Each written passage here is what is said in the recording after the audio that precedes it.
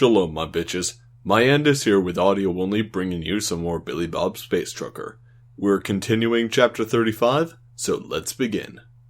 Chief Sneaky Busybody Primfed Winthrop III was slowly walking through the Grand Matriarch's estate. He had acquired a chef's uniform, and was quick to flatten himself against the wall as any of the guards walked by, which he knew any good spy should do. The Crushikins, for their part, would just glance at him as they walked back, and then let their claws click to indicate confusion before moving on. They'd long ago stopped trying to figure out Grunwaldians. Once the patrols had walked by him, Primfeld would start walking again, humming the Grunwaldians' national anthem to himself softly, in an attempt to keep his courage up. Here he was, deep in the estate of the Grand Matriarch, with pockets stuffed full of sleeping drugs, and no one was any the wiser to his clever subterfuge. Of course it helped that Grunwaldians had such an awful reputation for espionage and being secretive, that the fact that he hadn't simply told everyone he was a spy made them figure he was just another weird Grunwaldian just doing his job. Emily had given him a few tips on how to better do his job while he was here. Don't talk to people unless they talk to you. Then she also mentioned, don't tell people you're a spy. That was a good one. He'd even written it down.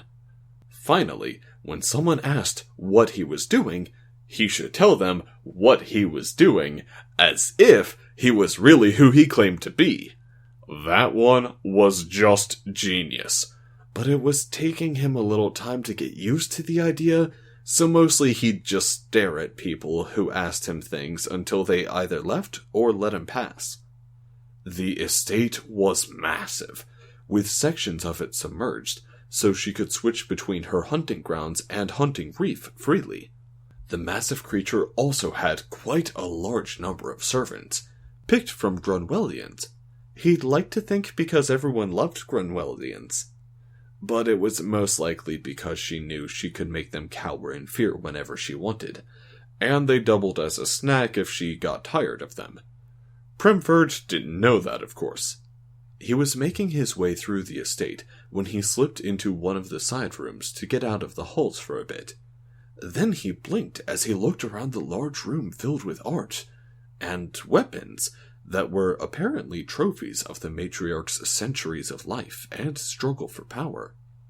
He'd heard many grisly tales about such rooms for matriarchs, but as he looked around, he didn't see any bodies floating in jars, or skeletons, or the like, so perhaps the stories were just exaggerated to scare young Grunwaldians.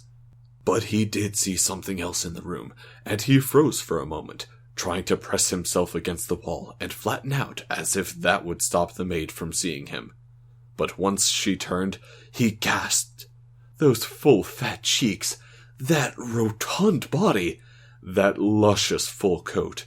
She was the most beautiful Grunwaldian he'd ever seen. He stood there, speechless for several seconds as she looked at him. Hello? I'm a chef! He nearly shouted as he tried to control his mind. She was a maid, which meant she couldn't cook, right? But that body!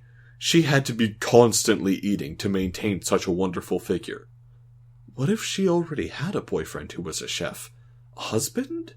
He didn't see the traditional cake necklace to signify her betrothal. Oh, who are you? Why are you in the trophy room? Oh no, she was on to him. Quick, think of something else. Because I heard the most beautiful maid worked here. Oh, that was good. Really? Who? The Grunwaldian looked around before she realized she was here alone, and her eyes went wide. Me? Yes! Primfeld quickly approached her, taking one hand in his own as he spoke. I've never laid eyes on a more beautiful creature, not even when I saw a majestic Browillow eating its body weight in grains. Oh, you're so romantic. She swooned for a moment. But what are you doing here? You're not allowed in the trophy room. He gulped. I would tell you, but I would have to kill you if I did. I'm on a mission of the utmost importance." She gasped at that. "Like a spy?" "I can't say." He pressed his one forearm to forehead. "Alas, I must not reveal to you what must be done, lest you be a target." "But why are you telling me this much?" "Well, if I don't tell you what I'm doing, you don't know. You must know, it's important." She blinked and nodded at that. "Oh, that makes sense. So mysterious," she then said as she realized what he was saying. "Is it dangerous?" "Very dangerous. But I can't stress enough that I simply cannot reveal to you why I am here. Because if I did that, I could not live with myself." "But why?" "Because then I'd have to kill you to keep my mission secret, and the world deserves your overwhelming beauty." He saw her blush under the fur with his words, and then she pulled out a handful of emergency sniffle fluffs from the pockets of her uniform to stuff into her mouth to contain her emotions. He groaned when he saw her, cheeks stuffed full of sugary treats, shaking his head as he held her hand and looked away. "What's wrong?"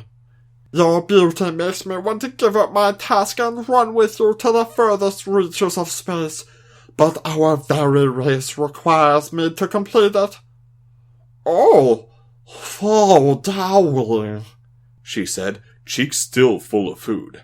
"Yes, I must go now before I lose the nerve to leave your side. But I shall return, and we shall run away together once I can reveal my true identity to you. Don't stray far, my love. I will return." He moved close, clutching his hands in hers, before they rubbed cheeks and he scurried away. She swooned for a moment and gasped with delight at the thought of the mysterious stranger. Oh, if only she knew what his task was. Looking into the room and seeing the Grunwaldian clasping her hands together, those fat cheeks bulging with food, his face contorted into what his people would consider a sneer. Why were those little fuzzballs so gross? "For a mysterious stranger," she said to the guard, bits of food flying out of her mouth.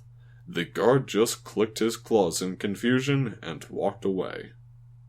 Primfield was moving quickly now, only uttering, "Sorry, pardon me, please excuse me," to the guards he passed, rather than flattening himself to the wall like before. He was feeling very aggressive.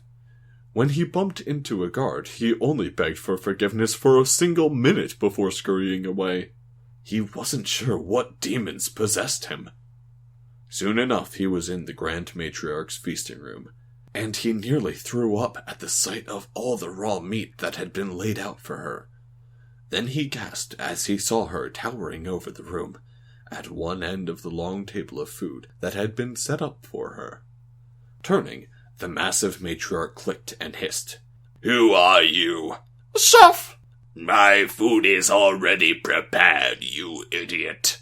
"I need to add something to dessert."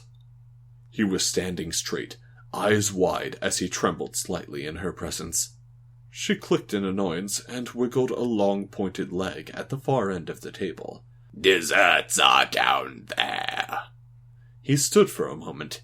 "Go! Get out! I'm about to eat!" He squeaked and quickly scurried down the massive table. He reached into his pockets, pulling out the bag of pills as he found a tray full of white Perklin mush. He started to pull the package of pills from his coat, and then fumbled it a bit, nearly dropping it as he heard some sort of blood-curdling screech.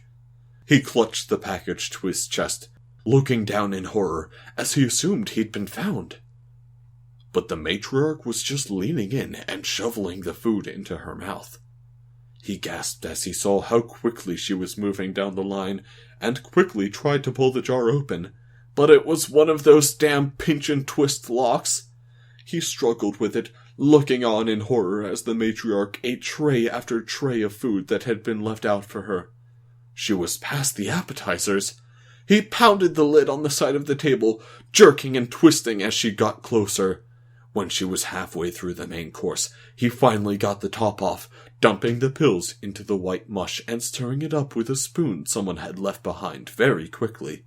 Just as she got close, her bulk moving slowly on those many legs, as he squealed and held the tray up for her when she got to him. You'd better not have messed this up. There were stains around her face, bits of things dripping from her mandibles. Clutching the tray, she tilted her head back, dumping all of it into her mouth at once, letting the mandibles help guide it in. Then she tossed the tray, and he had to scurry away as she advanced a little further to finish consuming the rest of the food. Once it was all gone, he turned his head, shielding it as she let out a massive belch. Then she rumbled and shifted for a moment. The mush was good. Better than it usually is at any rate. What's your name, Chef? He was not prepared for this. Primford Westlop the Fourth. That would throw her off his scent. Any relation to Grugan Westrop the Eighth? Yes, he was my great uncle, I believe. He squeaked out then as she reached down, picking him up in her grabber claws instead of her cutting claws. What did I do? Nothing, but I want to see if the family trait was genetic. What trait? She gave him a squeeze suddenly, and he squeaked out before she chittered and stomped her legs in amusement, giving him another squeeze to hear him squeak. The chittering intensified. I like you. You're my new head chef. Then she shuddered for a moment, and her mandibles stretched out as she indicated tiredness. I'm not feeling great. I think I'll take a nap. Could you let me go? But she was already tucking her legs in under her body, partially rolling to her side, as he was left clutched in against her rumbling upper body. In her sleep, she lightly squeezed him, and as he squeaked out, she rumbled happily. He squirmed and struggled for a moment, but found himself held tightly in place. Grand Matriarch, A guard had stepped into her room and saw the matriarch slumbering with the Grunwaldian in her claws. She ate everything and decided to take a nap. The guard clicked in annoyance. She's getting more senile every solar cycle. Turning, the guard walked out as Primfeld squeaked again. Don't worry, I'll tell the other matriarch to fill in for her.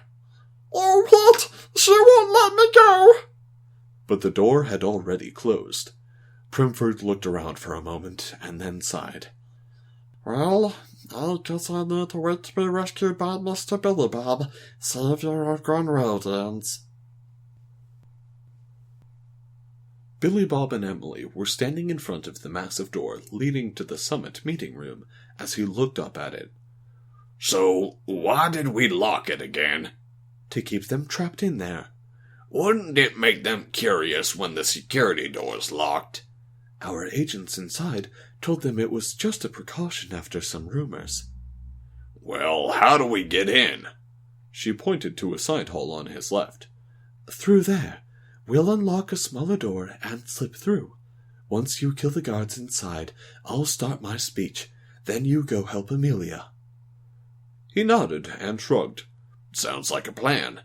This is amazingly easy so far. That's when he was slammed into, hard from behind, with a wave of energy. His shields flickered and failed, and part of the fake fur of the suit caught fire as he was knocked onto his face, cursing hard as inside the suit, his hand slammed against the display. He quickly rolled onto his back, seeing a crab with a Matter Slammer up on a balcony that he'd missed, trying to reload. He quickly pulled the ZF-1 up and fired at the same moment as the crab. The bullets tore through the guard, sending the shots wide, but as it hit the walls and sent a shower of debris, the chunks pressed the red button on the side of the ZF-1. Billy Bob cursed louder still, and tossed it as far as he could. pulling Emily down and shielding her as the pod exploded.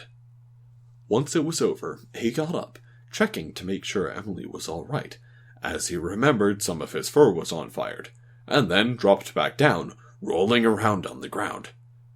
Jesus Christ! This is the first time that was actually useful. What? What was useful? Having an exploding weapon? How is that useful? Emily cried out as she got up and dusted herself off. Billy Bob had to put out the fire on his suit and stood up, still partially smoldering as bits of metal could be seen now. No, not that. That was unfortunate. But I finally used stop, drop, and roll. The way they taught it to us in school, I thought I was going to be on fire far more often in our life than we really were. Then again, it's an American school, so maybe they were just playing it safe.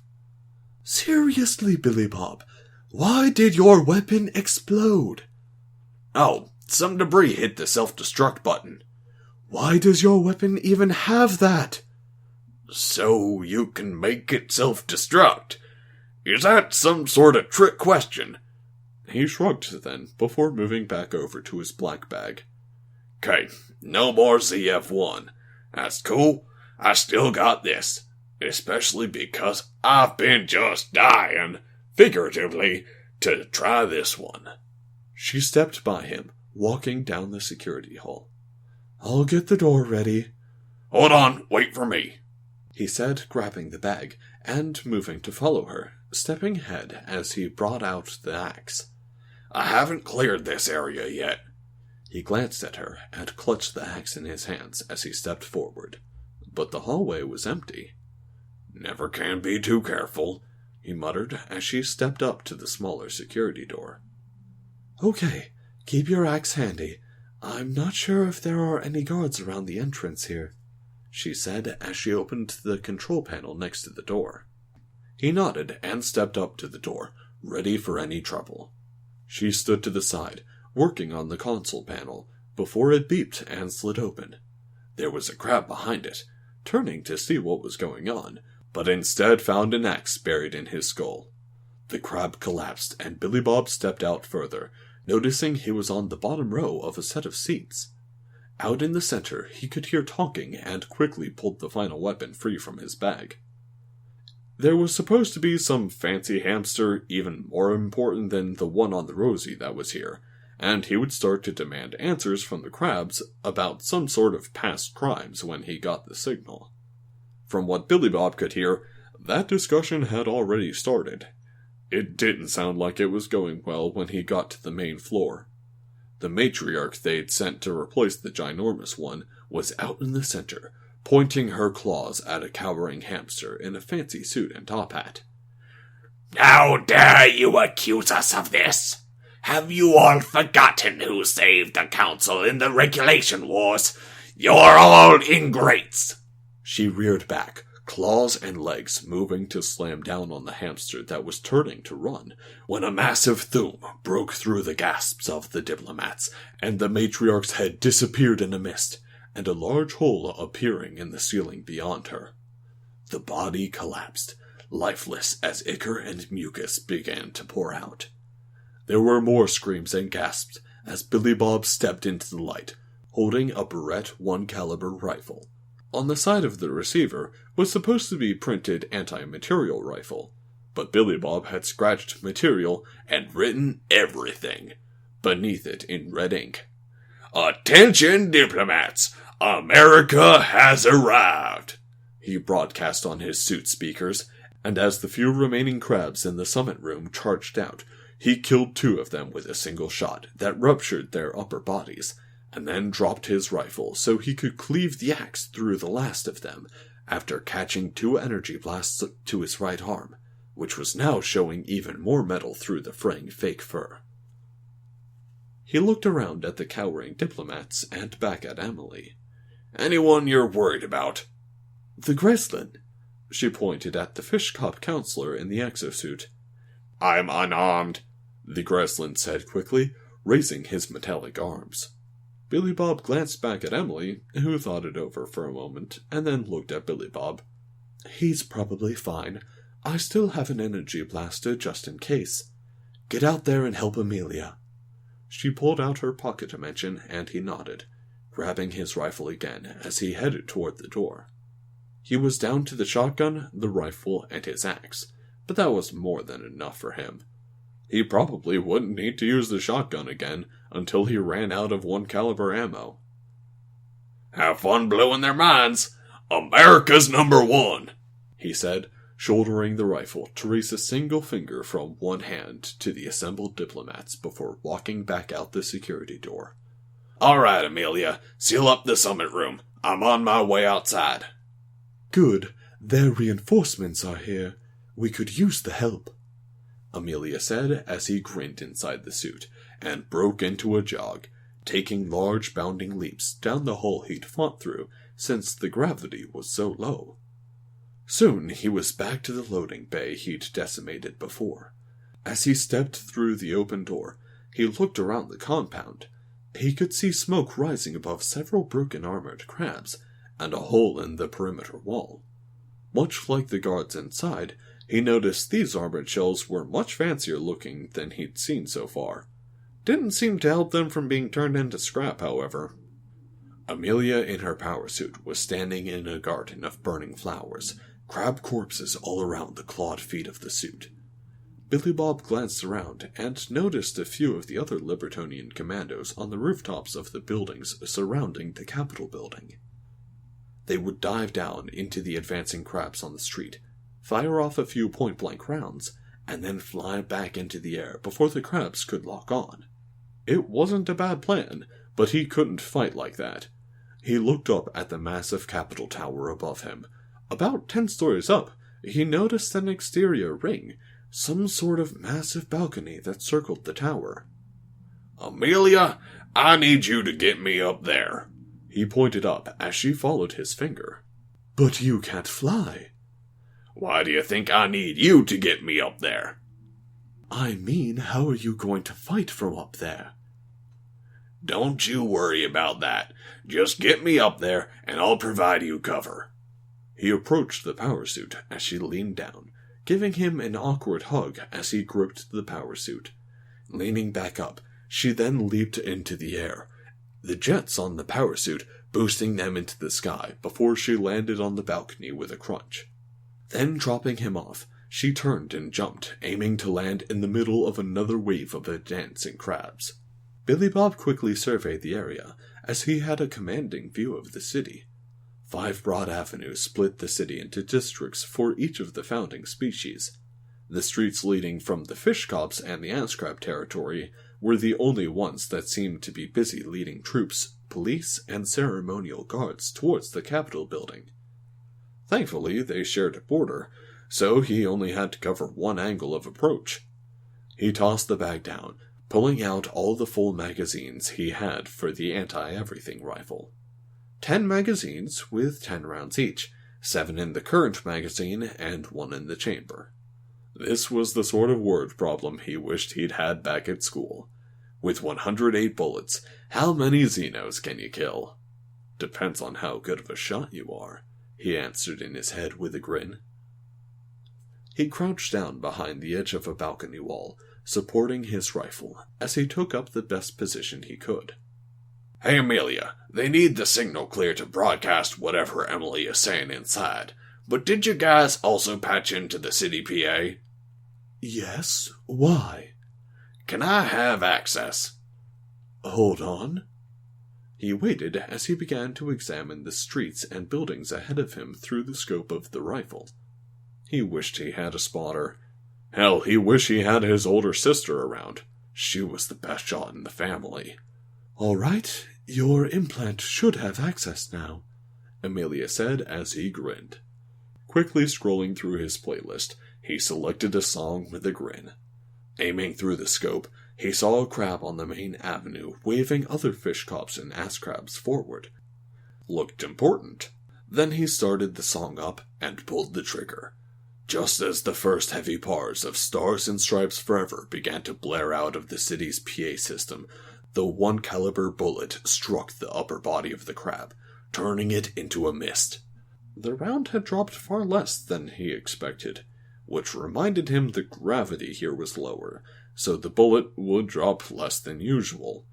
Either way, he was grinning as the soldiers began to huddle down, unsure what had just killed the officer. "Christ, they've never dealt with a sniper," he muttered, and took aim at an armored crab before pulling the trigger again. The buck of the rifle was strong even with his power suit, and he chuckled a little at the feeling of firing a weapon that would literally break his arms if he fired it without assistance. He shifted his aim and fired at another armored crab. He could hear his mother in his head scolding him for being so lazy and simply aiming for center mass, but he didn't have time to get fancy. Or the skill, if he was honest. Even so, center mass did just fine as the massive rounds slammed into his targets, killing them outright. Finally, they began to scramble for cover, slowing their advance considerably as they had no experience in dealing with snipers. He was sure their computer targeting eyepieces must be able to make this sort of shot, but it seemed they were all geared for close-range combat. Those matter slammers were the only thing he'd seen used at any decent distance, and they weren't very familiar with ballistic weapons, as some of them were hiding behind trash cans and signs, as if that would help. He couldn't help himself as Stars and Stripes forever continued to assault their ears, or whatever the crabs called their hearing things. He began to time a few of the shots to the music, settling into his position as he fired round after round. The crabs and fish cops were now finally starting to split into smaller side streets, moving slowly, even as he'd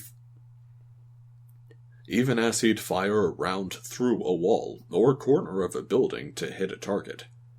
Compared to dense human construction, their buildings simply couldn't stand up to a high-powered sniper rifle round, especially ones the size he was using. This let the Libertonian commandos hop from roof to roof, firing down on the enemies. They weren't aiming, more just firing blindly, but their energy blasters had a lot of targets to hit, even if they weren't choosing their shots. Billy Bob had gone through about half his ammo before he discovered his mistake of playing loud music while not having anyone cover his back. He felt something slam into his side as his head slammed forward within the suit, making him glad for the pad that protected his face. He started to roll over, just in time to see something sharp pierce his right leg and along his ribs as he cried out. Some of the ceremonial guard was still in the tower, it seemed. He was looking up at a crab with one of those energy blasters standing over him, with more behind. But Billy Bob was a high-gravity human in a power suit. He grabbed the crab's leg that was piercing his leg, ripping it off as it chittered and staggered forward. Rising up, he grappled it and turned, tossing the Xeno off the side of the Capitol building. It screeched as it fell, and Billy Bob turned to the next crab. It fired the energy blaster it held, hitting him square in the chest as he felt the heat flash through the power suit, and more of the fur got burnt away to reveal the metal beneath, making him look sort of like a Terminator Borg. Swinging out with his left to clobber the crab in the face, it staggered back into the crabs behind it as he quickly picked up his shotgun. He didn't need to aim at this range, as he just held the trigger down, blowing the crabs away with a hail of buckshot, splintering and punching through the walls behind them as he hosed the room down beyond them as well, with fire and lead. He panted for a moment as he stared at the wreckage, and quickly reached into his bag, pulling out the last real weapon he had. The front of it read, "Face towards enemy." He armed the claymore and jammed it into the corpse of one of the crabs, facing the way they came from before examining his internal screen.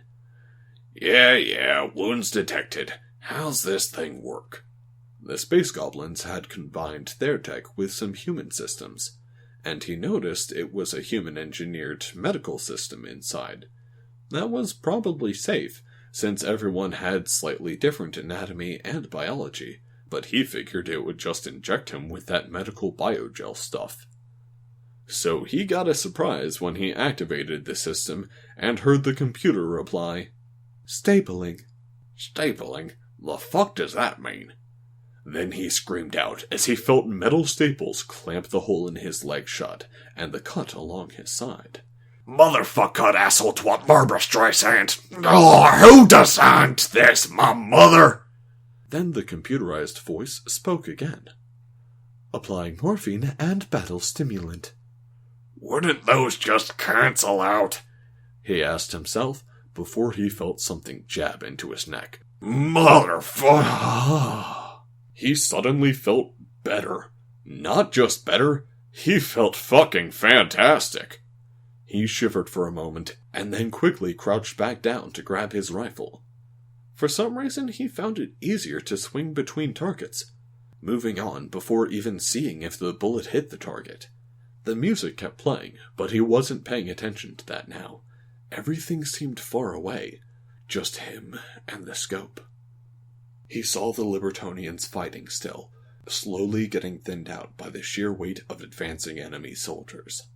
They were the best the Libertonians had to offer, but they were horribly outnumbered, and Billy Bob only had so many bullets. He heard a voice from far away, something about a gunship, and pulled back from his scope, seeing a low-flying vehicle of some kind approaching over the city. Looking back through his scope, he got a bearing on it, and saw a fish cop exosuit in the cockpit.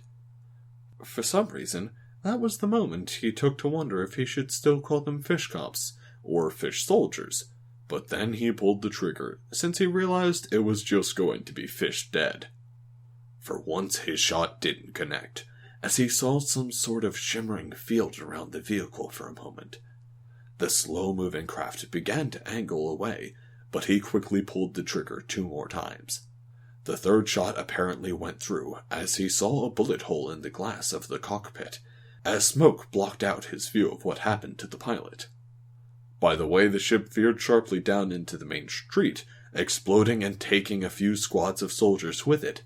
He figured he got the pilot. He saw another one of the flying vehicles in the back quickly turn to steer out of his line of sight. "Fall back! We've lost too many!" he heard Amelia say as his hearing began to return. Looking down, he saw her power suit pull back through the gates of the main compound. Only 3 Libertonian commandos left now. How much longer does Emily need? He asked. "I don't know, but this is a fight to the end, Billy Bob. Speech or not, do you think they're going to let us leave if they catch us?" He blinked and crouched down over his rifle. Good point. There was another armored crab in his sights as he pulled the trigger. Something had changed, though. They were all starting to rush forward, crabs and fish. People. He still wasn't sure what to consider the non-cops of the fish cops. He saw a much bigger fish suit and quickly took that down as well, seeing the mech suit leaking water heavily as it collapsed. Shifting his aim, he sighted another walker. This one went down heavily on top of another exosuit. There. He saw a massive crab bitch slip down one of the side streets he didn't have a good angle on. That had to be spurring everyone forward. He fired again, slamming a hole in a wall near the queen crab to try and get a better shot, but then he heard an explosion. Leaning back from his scope, he saw another hole had been opened up in the wall to his left. Swinging the rifle around, he saw an armored crab and a large fish walker step through. He put the walker down first, as he saw the action remain open. Cursing, he reached over to grab another magazine, but then looked down to see he was out. Then he felt a rumble and a small explosion behind him, and turned to see the remaining of another crab squad who hadn't realized they were the enemy, and they were approaching the front of the claymore. He needed to get down to the ground level, but he wasn't done here. Reaching down into his bag, he pulled out the last 2 drums for his shotgun, slung that over his shoulder with his axe, and then pulled the last item out of his bag, the American flag he'd been given with the case. He tied it around the barrel of his rifle, pulling a crab corpse to the edge of the balcony to help prop the rifle up, letting the flag wave over the side. Then he leaned over to stare at the 10-story drop beneath him. Would that kill him in this gravity? He rubbed his chin as he thought it over, and heard the rumble of engines. Looking to his side, he saw the other gunship had circled around, and finally made it to the building. Without thinking, he began to sprint towards the sides of the tower, leaping out as he reached full speed to sail through the air and crash into the side of the cockpit. Inside, he could see the fish pilot freaking out in his exosuit, but Billy Bob didn't give him time to react. Instead, he just punched through the glass and yanked the pilot out, tossing him screaming out to fall to the ground. The vehicle whined as he ripped part of the cockpit off to straddle the remains, and gripped the stick, angling it down towards the opening the walker had made. He saw more crabs and exosuits pouring through before they pointed up at him as he drove the gunship down towards them. They turned to run back into the breach, but it was a little too late for that. As the gunship approached the ground, he jumped off the side, trying his best to tuck and roll, but more or less just clumsily flailing and then skidding across the ground as he bounced around inside, cursing and growling in pain. But he still had his axe and shotgun as he stood up, just in time for the gunship to hit the breach and explode, sending him flying once more as what was left of the fake fur on the suit caught fire. He also gasped in pain as he felt something sharp dig into his lower back. As he rolled onto his side, he looked down to see a length of rebar, or the Xeno equivalent, had impaled him through the back and out the stomach. He groaned out as he dropped the shotgun and gripped the length of rebar. His display was warning him about the rising heat, since most of him was still on fire. But he had to ignore it as he yanked the rebar out, screaming as he did, and then once more the suit stapled the wound shut. He could feel the heat around his legs grow even hotter before his skin started to burn, and he finally started to roll around to put the fire out. He felt another jab in his neck and was too tired to curse, but the pain faded and his energy rose once more. Reaching out to grab his shotgun, he struggled to his feet and looked at the main gate. Amelia was standing near a statue as the 2 Libertonian commandos he could see crouched behind it. The armored crabs all seemed to be dead, but the regular ones were still pouring through as he saw the fat queen crab. By now his suit was just exposed metal, a few holes in it thanks to all he'd been through, and the 2 spare drums he'd grabbed were nowhere to be seen after his ride on the gunship. So he just charged forward, screaming as he fired what he had left. It was a good thing he didn't have to aim very well for it to be effective, since he could see his vision starting to blur a bit. The crabs turned, crying out as many were cut down, but the queen raised her claws to protect her face, even as the pellets slammed into her body, releasing some of the green gunk he always saw. When she lowered her claws, he hurled the empty shotgun at her, striking her in the head as she screeched and staggered back. This gave him the opening to pull his axe free and leap into the air at the crab queen.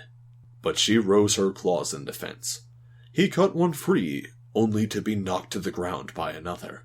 As he hit the ground, he rolled and rose back up, so he could rush forward, swinging the axe to cleave off several of her legs. The crab queen screeched out once more. As her body collapsed to the side, he had a much better opening to chop at her head, cutting it clean off. He panted for a moment and looked around, seeing a lack of hostile crabs or fish, but a lot of burning garden and smoke. "Are we in the clear?"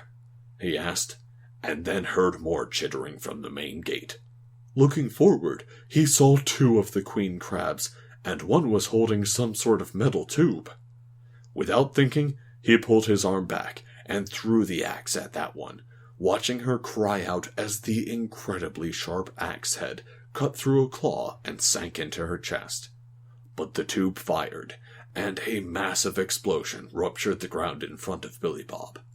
He found himself flying through the air then, before the ground rushed up to meet him, and everything went black. When he slowly opened his eyes, he was aware of being in pain, and something beeping at him. His display was cracked, and his right eye wouldn't open. Detecting multiple bone fractures and breaks, internal bleeding, excessive blood loss, concussion, mild brain damage, third-degree burns on 10% of body. Advise an immediate medvac. No medvac possible, he groaned out.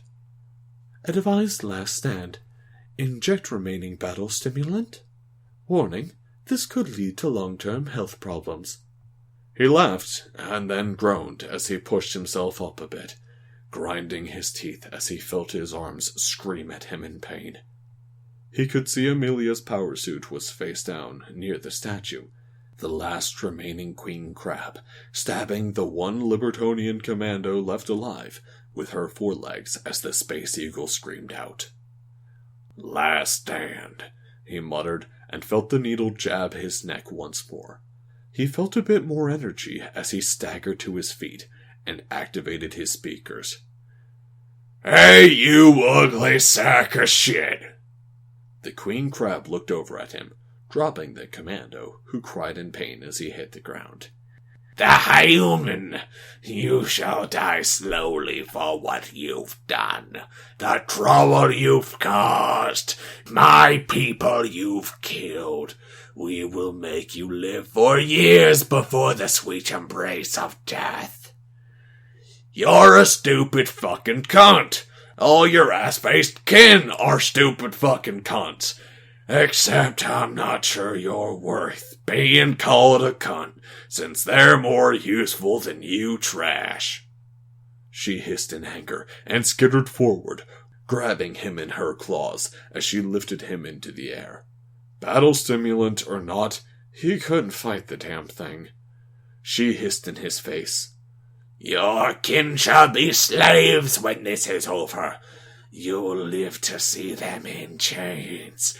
You'll watch us wipe your feathered friends out of existence. He could feel her claws cut through part of the metal on the sides of his suit as he got an idea. He pulled his arms out of the power suit arms, wiggling them down into the torso of the suit at his sides. You're just delaying my death because you don't have the balls to kill me. You fear me, and you're trying to make me admit to being scared. Well, I'm not. You're just an ass-faced crab like the rest, only fatter and uglier, and even stupider than the ones I've met so far.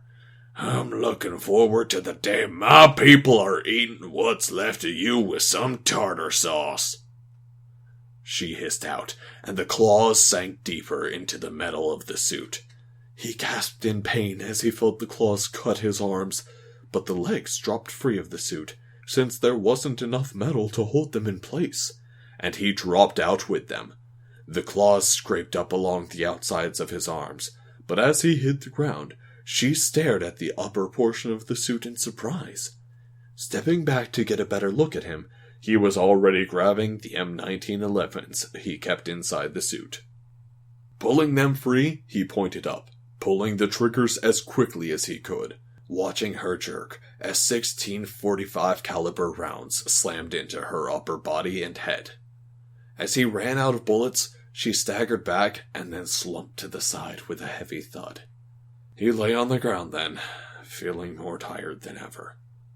He saw the remaining Libertonian commando crawling towards him. It was Jonas, but he seemed to be missing part of a wing and one of his arms. "I have biogel," he croaked out. "Use it, man.